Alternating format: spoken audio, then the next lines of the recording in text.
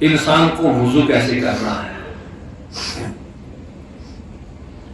اور سب سے بڑی اہم چیز یہی ہے وضو. اگر وضو صحیح ہے تو عبادت صحیح ہے، اگر وضو صحیح نہیں تو عبادت بھی صحیح نہیں ہے. چاہے وہ قرآن پاک کی تلاوت ہو، چاہے وہ نماز نفل ہو، چاہے وہ نماز فرض ہو، کوئی بھی چیز ہو ایسی جس کے لیے وضو کرنا لازم ہے، تو اس کے بغیر وہ عبادت نہیں ہو سکتی ہے جب تک کہ اس وضو کا صحیح نہ ہو جائے. قربان جائے رب کائنات کی اس ذات مبارکہ پہ کہ اپنے بندوں کو ہر وقت وہ چیز سکھلائی، اور پھر اپنے محبوب صلی اللہ علیہ وسلم کے ذریعے بھی وہ چیزیں بتلا دی کہ میرا ایمان والا بندہ جو ہے میری طرف آئے تو اس کو پہلے کیا کرنا ہے. اور وضو میں بھی کچھ چیزیں ایسی ہوتی ہیں، کسی وقت جو ہوتا ہے وضو کرنا فرض بن جاتا ہے، اور کبھی واجب اور کبھی مستحب کی شکل میں آ جاتا ہے. تو سب سے بہتر یہ انسان کو اس طرف توجہ دینی ہے کہ آیا جس عبادت کے لیے میں جا رہا ہوں، نماز ہے، فی الحال ہم نماز کو لے کے چلتے ہیں، تو اس سے پہلے مجھے کیا کرنا ہے. قرآن پاک کے اندر اللہ نے ارشاد فرمایا یا ایھا الذین آمنوا، اے ایمان والو. یا صرف ایمان والوں کے لیے اللہ نے لفظ استعمال کیا، غیر ایمان کے لیے وضو ہو نہ ہو ایک ہی بات ہے، اس میں کوئی فرق ہونے نہیں پڑتا ہے. اللہ نے ارشاد فرمایا یا ایھا الذین آمنوا اذا کنتم الی الصلاۃ، جب تم نماز کے لیے ارادہ کرو، نماز پڑھنے کے لیے جاؤ، تو کیا کرنا ہے. اذا کنتم الی الصلاۃ فاغسلوا وجوہکم، اپنے چہرے کو دھو لو. اور اس چہرے کا دھونا جو ہے یہ کیا ہے، قرآن پاک کے اندر 4 چیزوں کو اللہ نے فرض کر دیا. وضو کے اندر یاد رکھنا چاہیے 4 چیزیں فرض ہیں، اور ان میں سے اگر ایک چیز چھوٹ جائے تو وضو نہیں ہوگا. ایک چیز ہی کیا بلکہ ایک بال کے برابر بھی وہ جگہ خشک رہ جائے، ایک بال کے برابر، بال بالکل باریک ہوتا ہے، جن جگہ کا دھونا فرض ہے، اگر ان جگہ کا ایک بال کے برابر بھی خشک رہ جائے تو وضو نہیں ہوگا. اس لیے قرآن پاک میں اللہ پاک نے ان 4 چیزوں کا تذکرہ فرما دیا جو ہمارے لیے فرض کے داخلے کے اندر ہیں، جو فرض ہیں. سب سے پہلے اللہ نے ارشاد فرمایا اے ایمان والو، جب تم نماز کے لیے ارادہ کرو تو فاغسلوا وجوہکم، اپنے چہرے کو دھو لو، وایدیکم، اور اپنے ہاتھوں کو دھو لو، اور وامسحوا برؤوسکم، اور اپنے سر کا مسح کر لو، اور اپنے پاؤں کو ٹخنوں تک دھو لو. یہ 4 چیزیں وضو میں جو ہیں فرض ہیں. اور پھر اس میں مستحبات بھی آتی ہیں، سنت بھی آتی ہیں، مکروہات بھی آتی ہیں. مگر 4 چیزیں جو بڑی اہم فرض ہیں، اس کے سوا وضو مکمل نہیں ہو سکتا. اگر ان میں سے کوئی ایک چھوٹ جائے یا ایک چیز دھونے کے باوجود بھی کوئی ذرا برابر بھی وہ جگہ خشک رہ جائے، جتنا قرآن نے کہا دھونے کے لیے اتنا دھونا جو ہے وہ ضروری ہے. تو سب سے پہلے قرآن پاک کے اندر اللہ نے ارشاد فرمایا کہ تم چہرہ دھو لو. اب یہ ہمیں چہرہ کتنا دھونا ہے، یہ جو ہمارے سامنے جو چہرہ ہے ہمیں اس چہرے کو کتنا دھونا ہے، تو یہ اس کی طرف تھوڑی سی توجہ رکھیں گے. وہ یہ کہ جہاں پیشانی کے بال شروع ہو جاتے ہیں، جہاں سے سر کے بال شروع ہو جاتے ہیں، وہاں سے لے کے ٹھڈی کے نیچے تک، ٹھڈی کے نیچے تک کا یہ حصہ پورا دھویا جائے گا. آگے سے تو سمجھ آ گئی بات. اب ہمیں دائیں بائیں سے کہاں تک دھونا ہے. سامنے والی اس بات سمجھ آ گئی کہ جہاں سر کے بال نکلتے ہیں، پیشانی کے بال جہاں سے اوپر شروع ہو جاتے ہیں، وہاں سے لے کے ٹھوڑی کے نیچے تک کا حصہ دھونا فرض ہے. اور دوسری سائڈوں میں لے لے ایک کان کی لو، یہ کان کی نرم، ایک کان کی لو سے لے کے دوسری کان کی لو تک دھونا جو ہے فرض کے اندر داخل ہو گیا ہے. اتنا چہرہ، یہ دھونا جو ہے یہ فرض کے دائرے کے اندر داخل ہو گیا ہے۔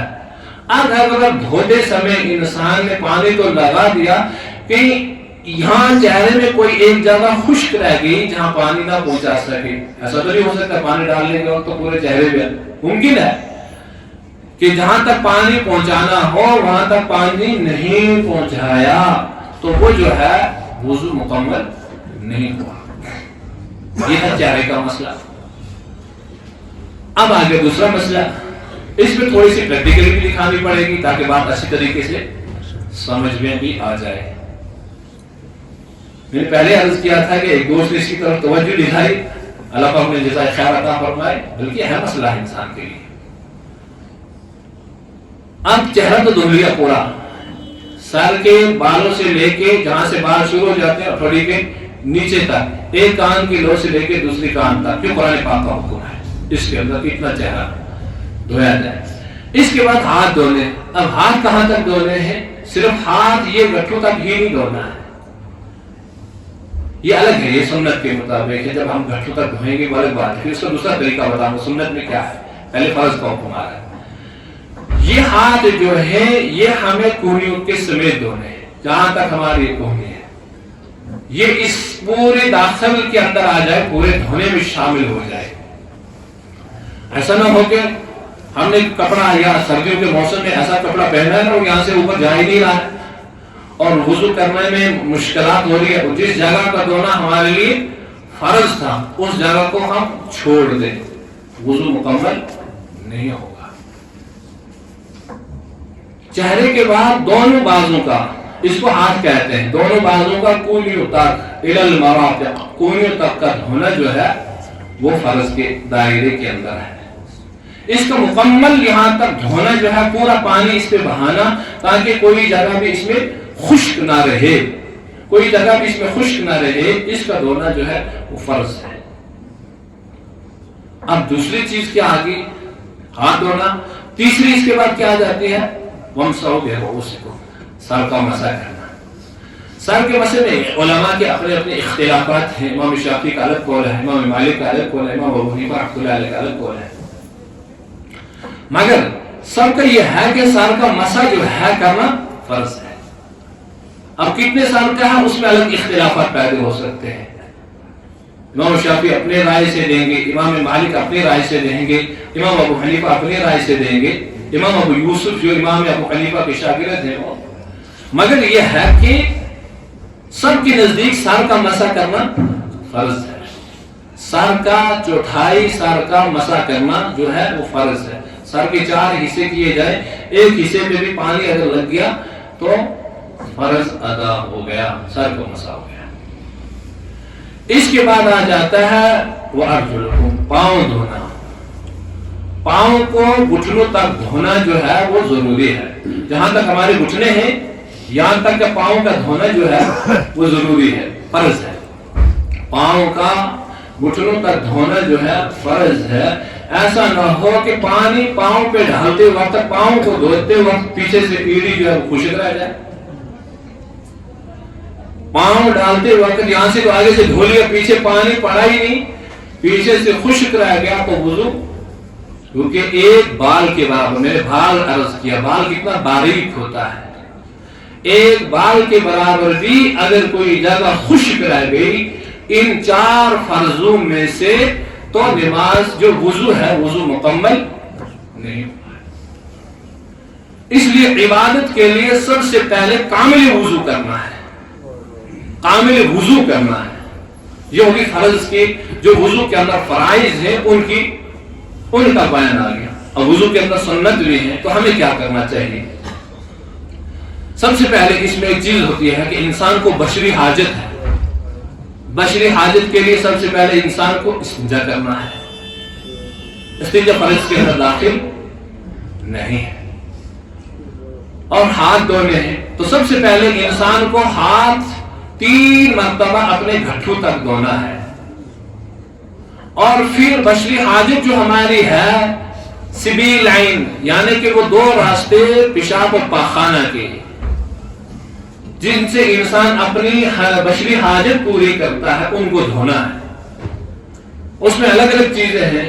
اب تو الحمدللہ ہر گھر کے اندر باتھ روم ہے, پانی کا انتظام ہے. وہ وقت ہوگا جو پہلے ہم نے دیکھا ہے اپنی زندگی کے اندر, یا بہت سارے ایسے حضرات ہیں جو کافی عمر والے ہیں, انہوں نے دیکھا اپنی زندگی کے اندر کہ گھر کے اندر باتھ روم تو نہیں تھا, باہر کہیں جا کے اپنی بشری حاجت پوری کر کے آ جاتے تھے. اس طرح پانی کا انتظام نہیں تھا, مٹی استعمال کر لیتے تھے. تو اس کی صفائی کے لیے اگر کہیں انسان ایسی جگہ ہے جہاں پانی نہیں ہے, کہیں چل رہا ہے, کہیں سیر و تفریح میں ہے, کہیں میدان میں ہے, کہیں جگہ نہیں ہے, تو اس کو کیا کرنا ہے؟ اس کے لیے مٹی, پتھر بھی استعمال کر سکتا ہے, مٹی بھی استعمال کر سکتا ہے. مٹی کے 3 ڈھیلے اٹھا لے, مٹی کے 3 ڈھیلے اٹھا لے, اس سے اپنی اس جگہ کو صاف کرے جس جگہ سے اس کی گندگی خارج ہوتی ہے. صاف کرنے کا طریقہ بھی دکھایا گیا ہے. اب صاف کیسے کیا جائے گا کہ پہلی والی مٹی کا جو ڈھیلا ہے اس کو اٹھائیں گے, پہلی والی مٹی کا ڈھیلا اٹھائیں گے, آگے سے پیچھے کی طرف لے جائیں گے صاف کرتے ہوئے. یہ ہماری سرین ہے, یہ جگہ ہے جہاں سے انسان کی بشری حاجت نکل رہی ہے. مٹی کا ڈھیلا اٹھایا ہے, یہاں سے پیچھے لے جائیں گے صاف کر کے. اور دوسری بار جب دوسرا مٹی کا ڈھیلا اٹھائیں گے تو پیچھے سے آگے لے کے آئیں گے. عورت کے لیے صرف پیچھے ہی لینا ہے, مرد کے لیے. تو اس مٹی کے 3 ڈھیلوں کو استعمال کریں گے تاکہ وہ برابر اچھی طریقے سے وہ صاف ہو جائے. پھر پانی ہو تو پانی سے استنجا کر لیں. یا کبھی کبھی ایسا بھی ہوتا ہے, کچھ حضرات ایسے بھی ہیں جن کو پیشاب کرنے کے بعد, چھوٹا پیشاب کرنے کے بعد پیشاب کی قطرہ قطرہ آ جاتا ہے. ایسا ہوتا ہے بہت ساروں کے ساتھ. پیشاب کیا اور پھر استنجا کر کے اٹھا تو اس کو لگا پھر مجھے پیشاب کا کوئی قطرہ آ گیا ہے. تو اب اس کو کیا کرنا ہے؟ اس کو پوری طرح اپنے جسم کو اچھی طریقے سے جھنجھوڑ لینا ہے تاکہ پیشاب کا جو قطرہ میرے اندر ہے وہ نکل جائے. اگر ایسا بھی ممکن نہیں ہے تو اپنی اس شرم راس کو بھی یہ نچوڑ کے اس میں سے وہ نکال سکتا ہے تاکہ وہ پانی کا قطرہ اس میں نہ رہے, وہ نکل جائے اسے باہر, اور پھر وہ اچھی طریقے سے استنجا کر لے. اس میں ایک اور حکم آ جاتا ہے, جب وہ چھوٹا پیشاب بڑا پیشاب کو انسان کر رہا ہے اور اس وقت جب استنجا کر رہا ہے, انسان نے پیشاب خارج ہو گیا, پاخانہ کر دیا ہے, تو اپنے جسم کو بالکل ڈھیلا چھوڑ کے استنجا کرے تاکہ پانی جو ہے وہ کافی اندر تک پہنچ کے صاف کر لے. تاکہ پانی اس طرح کے اندر تک پہنچ کے انسان اپنے جسم کو جب ڈھیلا رکھے گا, بالکل ڈھیلا پان چھوڑ کے, تو وہ اندر تک صاف کر لے گا. روزے کی حالت میں ایسا منع کیا گیا ہے. ہو سکتا ہے پانی اندر چلی جائے, روزہ ٹوٹ جائے گا, روزہ ٹوٹ جائے گا. تو یہ ہے انسان کے استنجا کرنے کا طریقہ. اور بیت الخلا میں جائے, سب سے پہلے بیت الخلا کے اندر جاتے سمے انسان اپنے سر پہ ٹوپی پہن لے. بیت الخلا کے اندر جاتے سمے اپنے سر پہ ٹوپی رکھ لے اور پھر اندر داخل ہو, اور داخل ہوتے ہی دعا بھی پڑھ لے, اللہم انی اعوذ بک من الخبث والخبائث. اللہ کے نبی صلی اللہ علیہ وسلم پہ قربان جائیں, کیا دعا سے ہے, یا اللہ میں پناہ مانگتا ہوں جہاں میں جا رہا ہوں اس جگہ میں اس شیطان سے جو مذکر ہے, اس شیطان سے جو مونس ہے, اندر جنات میں سے ہو, وہ اندر جو جا کے انسان کو کوئی تکلیف نہ پہنچائے. ان جگہ کے اندر ایسی چیزیں ہوتی ہیں جو انسان کو تکلیف دے سکے. تو دعا پڑھ کے جائے اور پھر ہر ایک جز کو دھونے کے ساتھ ساتھ, اگر بہتر تھا کہ ہر ایک انسان الگ الگ وضو کی, ہاتھ دھونے کی دعا ہے وہ یاد کر لے, چہرہ دھونے کی دعا ہے وہ یاد کر لے, ناک میں پانی ڈالنے کی دعا ہے وہ یاد کر لے, کلی کرنے کی دعا ہے وہ یاد کر لے, سر کا مسح کرنے کی دعا ہے وہ یاد کر لے, بازو دھونے کی دعا ہے وہ یاد, پاؤں, جو بھی ہر ایک کی دعا ہر جگہ ملتی ہے کہ مجھے کیا کیا پڑھنا ہے. کم سے کم اگر دعائیں یاد نہ ہوں تو ہر ایک حصے کو دھوتے سمے بسم اللہ الرحمن الرحیم, بسم اللہ الرحمن الرحیم, ہاں دو رہا.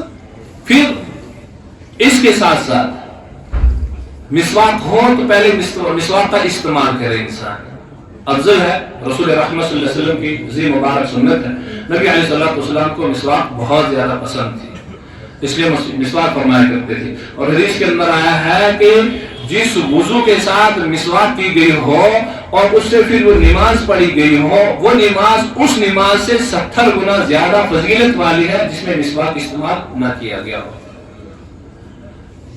اس میں زیادہ فضیلت ہے جس میں مسواک استعمال کر کے وضو کیا گیا ہو، اور پھر اس کے بعد کلی کی جائے، 3 بار کلی کی جائے گی، انگلی سے دانتوں کو صاف کیا جائے گا انگلی کی، اور پانی ڈالتے سمے یہ یاد رکھنا چاہیے وضو میں رمضان غیر رمضان کے اندر یہ ہے کہ پانی کا غرغرہ کیا جائے تاکہ پانی جو ہے حلق تک پہنچ جائے، پانی ڈالا جائے وضو کے ٹائم اور حلق تک پہنچ جائے جبکہ رمضان نہ ہو۔ اگر رمضان ہے تو پھر اس کی اجازت نہیں ہے، پانی اندر چلا جائے گا تو روزہ ختم ہو جائے گا۔ اس میں صرف کلی کی اجازت ہے، غرغرہ کرنے کی اجازت نہیں ہے۔ اسی طرح جب ناک میں پانی ڈالنا ہو تو اصل میں یہ تھا کہ پانی ہاتھ میں لے، پانی لینے کے بعد اور ناک کی طرف لے جائیں تو اوپر کھینچے، اور پھر اگر رمضان ہے تو اس کو اس طرح کرنے کی اجازت نہیں ہے، پانی ڈالا اور انگلی سے صاف کر لیا، ہاتھ دھو لے 3 بار تک، اس کے بعد کلی کر لی، اس کے بعد ناک میں 3 بار پانی ڈال لیا، اور اس کے بعد پہلے پھر دوبارہ اس چہرے کی فرض کی طرف آ رہا ہے کہ اب چہرہ دھویا جائے گا، اور چہرہ 3 بار جو دھونا ہے وہ سنت ہے، 3 بار دھویا جائے، اگر 2 بھی دھویا جائے تب بھی وضو ہو جائے گا، 3 بار دھویا جائے، اور یہ زیادہ فضیلت ہے، نبی علیہ الصلوۃ والسلام کی مبارک سنت ہے کہ نبی علیہ الصلوۃ والسلام کا خود ارشاد ہے کہ جس نے میری سنت چھوڑی وہ ہم میں سے نہیں ہے، من تارقہ، جس نے میری سنت کو چھوڑ کے متعمدن، جان بوجھ کے تو نہیں چھوڑ سکتا انسان، ہاں کبھی ایسا معاملات آ سکتے ہیں کہیں پانی کی قلت ہو، صرف پانی اتنا ہی ہے کہ صرف فرض ہی وضو ہو سکتا ہے تو اس کے لیے اختیار ہے، مگر یہ ہے کہ 3 بار اس چہرے کو بھی دھویا جائے، جیسے میں نے پہلے عرض کیا جہاں سے بال سر کے نکلتے ہیں اور تھوڑی کے نیچے تک، ایک کان کی لو سے دوسری کان کی لو تک 3 بار اس چہرے کو دھویا جائے گا۔ اس کے بعد جو ہے پھر اپنی ان بازوں کو مکمل طریقے سے 3 بار کونیوں کی سمیت دھویا جائے گا۔ دونوں بازوں کو دھونے کے بعد پھر اس کے بعد جو ہے سر کا مسح ہے، سر کا مسح ذرا دیکھیے میری طرف، سر کا مسح میں کیسے کرنا ہے، پانی پہلے سے ہاتھ گیلے ہیں، پانی لگا ہوا ہے، اگر نہیں ہے تو پانی دوبارہ لگا کے انسان پانی استعمال کر سکتا ہے، تو یہ 3 انگلیاں ملا لیں مسے کے لیے، یہ 3 انگلیاں سر کے مسے کے لیے، یہ 3 انگلیاں، اور یہاں سے شروع کریں، پیچھے والی ہتھیلی خود بخود پیچھے رہ جاتی ہے، تھوڑی سی لے گئے پیچھے، اور واپس سے پورا ہاتھ ایسے آ جائے گا، تو یہ پورا ہاتھ استعمال ہو جائے گا، یہاں سے انگلیاں بھی اور ہتھیلی بھی، اور سر کا مکمل مسح ہو جائے۔ اس کے بعد مسح بچا ہے اب گردن اور کانوں کا۔ گردن کا مسح جو ہے مستحبات میں ہے۔ اب اس گردن کا مسح جو ہے اسی ہاتھ کے الٹا ہاتھ رکھے تو اس گردن کا مسح کیا جائے گا۔ کانوں میں یہ شہادت کی انگلی کان کے اندر داخل کریں گے، کان کو ایسا گھمائیں گے تو کانوں کا مسح بھی ہو گیا۔ یہ تھے اس میں، اور اس کے بعد ہے اور سنت کے طریقے پہ کہ ہاتھ کی انگلیوں کا خلال کیا جائے، اور داڑھی گنجان ہو، داڑھی میں نیچے سے خلال کیا جائے وضو میں، اور پھر پاؤں دھوئے جائے۔ تو پاؤں کی انگلیاں کا بھی خلال کرنا ہے۔ پاؤں دھوئے لیں، میں نے پہلے کہا کہ گھٹنوں تک پاؤں کا، ٹخنوں تک پاؤں کا دھونا جو ہے، ٹخنوں تک وہ دھونا جو ہے فرض ہے، وہ دھویا جائے۔ پھر انگلیوں کا جو ہے خلال کیسے کیا جائے؟ پاؤں کی دائیں والی جو انگلی ہے، چھوٹی انگلی، مان لیجیے میرا بایاں پاؤں، دایاں پاؤں ہے، تو اس میں سے اس کا، پھر اس کا، پھر اس کا، پھر اس کا، پھر اس کا، پھر اسی طرح دوسرا پاؤں آ گیا، بھاؤں آیا، تو ترتیب وار اور وضو جو ہے وہ ترتیب وار ہو. اتنا نہ ہو کہ ہم نے ہاتھ دھو لیا 5 منٹ بیٹھا رہا تب تک یہ خوش ہو گیا اب میں چہرہ دھوں گا, وہاں بیٹھا رہا تب تک میں سر کا مسح کروں گا. نہیں, پے در پے کی کوئی وضو جو ہے خشک نہ ہونے پائے تو انسان جو ہے اپنے وضو کو مکمل کر لے. ایک بات کا اور خیال رکھنا چاہیے وضو کے اندر, میرے خیال سے اکثر وہ ہوتا ہے, اللہ نے ذہن میں ڈال دی وہ بات, وہ یہ ہے کہ اکثر ہم جب باتھ روم میں جائیں وضو کرنے کے لیے جائیں تو باتھ روم میں جانے کا میں پہلے عرض کر دیا وہ یہ کہ دعا پڑھ کے جائیں, ٹوپی پہن کے اندر جائیں. یہ ہوتا ہے کہ اندر جانے کے بعد وضو کے مکروہات میں سے سب سے بڑی مکروہ بات یہ ہے کہ ہم نے پانی کا نل کھلا چھوڑ دیا اور پانی استعمال کر رہے ہیں, جتنا چاہے استعمال کر رہے ہیں. نہیں, جتنا ہمیں ضرورت ہوگا اتنا ہی استعمال کریں گے. وضو میں مکروہ ہے کہ ہم نل کو کھلا رکھے بس دھو رہے ہیں نل کا, تب تک وہ پانی چل رہا ہے جب تک ہمارا کیا وضو جو ہے وہ مکمل ہو جائے. نہیں, ہرگز نہیں. بلکہ ایک موقع پہ حضرت رسول رحمت صلی اللہ علیہ وسلم نے حضرت سعد رضی اللہ تعالیٰ عنہ کو وضو کرتے ہوئے فرمایا سعد پانی کا اسراف مت کرو. سعد نے عرض کیا یا رسول اللہ صلی اللہ علیہ وسلم کیا پانی کا بھی اسراف ہوتا ہے, پانی کی بھی فضول خرچی ہوتی ہے وضو میں؟ اللہ کے نبی صلی اللہ علیہ وسلم نے ارشاد فرمایا کہ اگر انسان کہیں نہر پہ وضو کر رہا ہے, نہر کا پانی کتنا ہے وہ چلتا ہے, بے شمار چلتا ہے, اور جتنا اس کو وضو کے لیے استعمال ہو رہا ہے اس سے زیادہ وہ استعمال کر رہا ہے تو وہ اسراف کر رہا ہے, وہ فضول خرچی کر رہا ہے. یہ نہیں کہ انسان یہ ڈھال لے پانی میں. اس لیے حدیث کے اندر کیا ہے, 1 بار 2 بار 3 بار, اور 3 بار سے جو زیادہ استعمال کرتا ہے پانی وہ فضول خرچی کرتا ہے, وہ تو فضول خرچی کر رہا ہے.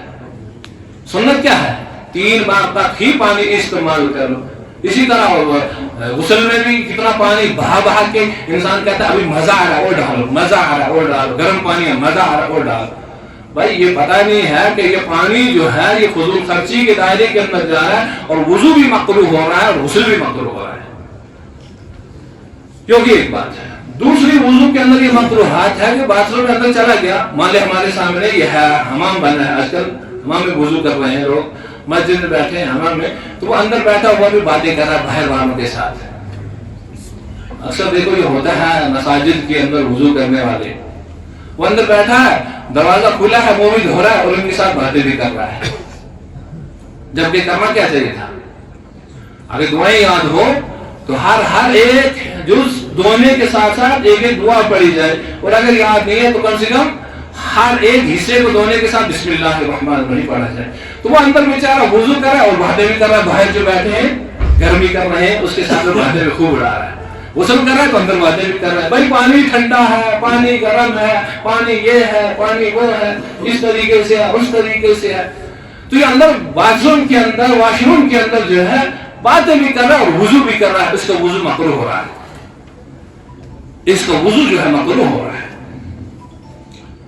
تو ہمیں ان چیزوں کا خیال رکھنا ہے کہ اللہ کے نبی صلی اللہ تعالی علیہ وسلم کا مبارک ارشاد ہے کہ جس طرح جنت میں جانے کے لیے جنت کی چابی کیا ہے, نماز. جنت میں جانے کے لیے جنت کی چابی کیا ہے, نماز ہے. اور جو نماز نہیں پڑھتا اس کو پتا ہے کہ جنت کی چابی اس کے پاس ہے ہی نہیں, تالا لگا ہوا, اور وہ تالا صرف کھلتا ہے وہی آدمی کھولے گا جس کے پاس چابی ہوگی, اور چابی اسی کے پاس ہوگی جو نمازی ہوگا, چابی اسی کے پاس ہوگی جو نمازی ہوگا. مان لیں ابھی ہمارے پاس کوئی ایسا کام پڑ گیا ہے, مسجد کے اوپر والی منزل میں جانا ہے اور وہاں تالا لگا ہے, تو کیا کریں گے, وہاں جا ہی نہیں سکتے جب تک اس چابی کو نہ لایا جائے اور تالا نہ کھولا جائے. تو اس کے بغیر کوئی جا سکتا ہے, تالا بند ہے تو دروازہ توڑنا پڑے گا, دروازہ توڑیں گے تو جرم میں چلے جائیں گے. تو اللہ کی جنت میں جانے کے لیے سب سے پہلے نماز کا ہونا لازم ہے, تب وہ جنت میں جا سکتا ہے, جبکہ دنیا میں اس نے اس جنت کے تالا کھولنے کے لیے چابی بنائی ہو. اگر اس کے پاس چابی نہیں ہے تو جنت میں وہ نہیں جا سکتا ہے, اس کے لیے چابی ہی چاہیے. اور اسی طرح نماز کے لیے سب سے پہلی جو چابی ہے وہ طہور ہے, پاکی ہے. نماز وہ تبھی پڑھ سکتا ہے جب اس کا وضو مکمل ہوگا. اگر وضو مکمل نہیں ہے تو اس کی نماز بھی صحیح نہیں ہے. اس طرح انسان جلدی جلدی داخل ہوا, پتہ نہیں کیسے دھویا ہے منہ, چہرہ کیسے دھویا, پاؤں کیسے دھویا, انسان کا مسا کیسے کیا, کلی وغیرہ کیسے کیا, پتہ ہی نہیں, اس کو کوئی خیال ہی نہیں ہے صحیح کیا یا غلط کیا, جلدی جلدی نماز کے اندر داخل ہو گیا ہے. مگر جب تک اس کو وضو مکمل نہ ہو جائے تب تک نماز مکمل نہیں ہو سکتی. اسی طرح قرآن پاک کی تلاوت کر رہا ہے تو قرآن پاک کو چھونے کے لیے, ہاں اگر اس طرح پڑھنا ہے, زبانی پڑھنا ہے تو بغیر وضو کے بھی پڑھ سکتا ہے. مگر قرآن پاک کو ہاتھ لگانے کے لیے, قرآن پاک کو ہاتھ میں اٹھانے کے لیے وضو کا ہونا ضروری ہے. جب تک وضو نہیں ہوگا قرآن پاک کو ہاتھ نہیں لگا سکتے ہیں. کوئی بھی ہاتھ نہیں لگا سکتا ہے جب تک وضو نہ ہو, اور وضو ہوگا تو تب قرآن پاک کو ہاتھ لگائے گا. جو وضو ہوگا تو تب قرآن پاک کی تلاوت کرے گا. جو وضو ہوگا تو تب اس تلاوت کا ثواب ملے گا. ورنہ انسان جو ہے وہ ناپاک ہے, اس کو ناپاک ہاتھ جو نہیں لگا سکتے ہیں. اس لیے وضو کا ہونا انسان کے لیے سب سے اہم چیز ہے. اس لیے آج کی اس جمعہ پہ یہ عام چیزیں تھی جو فرائض کے اندر بھی تھی اور سنت کے اندر بھی تھی, کہ تاکہ ہمارا وضو جو ہے وہ صحیح ہو جائے. جو وضو صحیح ہوگا تو ہماری ہر ایک عبادت جو ہے وہ صحیح ہوگی, اور اگر وضو صحیح نہیں ہوگا تو عبادت بھی نقص کے اندر رہ جائے گی, عبادت بھی نقصان کے اندر رہ جائے گی. اس لیے وضو کرتے سمے بڑے اہتمام سے, اور ایک اس طرف توجہ کا وقت ہو گیا, وہ یہ کہ یہ خیال کرے انسان کہ میں رب کے سامنے جا رہا ہوں. اللہ اکبر. اگر یہ تھوڑا سا تصور پیدا ہو جائے انسان کے ذہن کے اندر, کبھی کبھی میرا ایک بات پہ دل دکھتا رہتا ہے, وہ کبھی دیکھے کہ انسان وہ کیا کہتے ہیں, وہ دراز پہن کے آ جاتا ہے نا, اس کا وہ سارا جسم ننگا لگتا ہے. کبھی دل کے اندر ایسی چبن ہوتی ہے کہ اللہ کے سامنے کھڑا ہو رہا ہے, کس حال میں ہو رہا ہے, شرم بھی نہیں کر رہا ہے انسان, شرم بھی نہیں کر رہا ہے. اگر شادی میں جانا ہوگا 10 دن پہلے ایسا سوٹ بنا کے رکھے گا کہ مجھے شادی میں جانا ہے. کسی بادشاہ کی ملاقات کے لیے جانا ہوگا تو بڑا ٹائی فائی اچھی طریقے سے بن کے جائے گا. مگر مسجد میں جب آنا ہوگا اس حال میں آئے گا جیسے مسافر ہے. اللہ کے سامنے جب جا رہا ہے تو اس حال میں جا رہا ہے, بیچارے کا کپڑا بھی سیدھا نہیں ہے. اپنی حیثیت کے مطابق اچھا سا لباس پہنو, جتنا اللہ نے آپ کو دیا ہے اس کے مطابق پہنو, اور اگر اس سے ہٹ کے آپ اپنی حالت کو بگاڑ کے چلو, اللہ ناراض ہو رہا ہے کہ میں نے دیا اور اپنی حالت کیسی بنا کے رکھی ہے.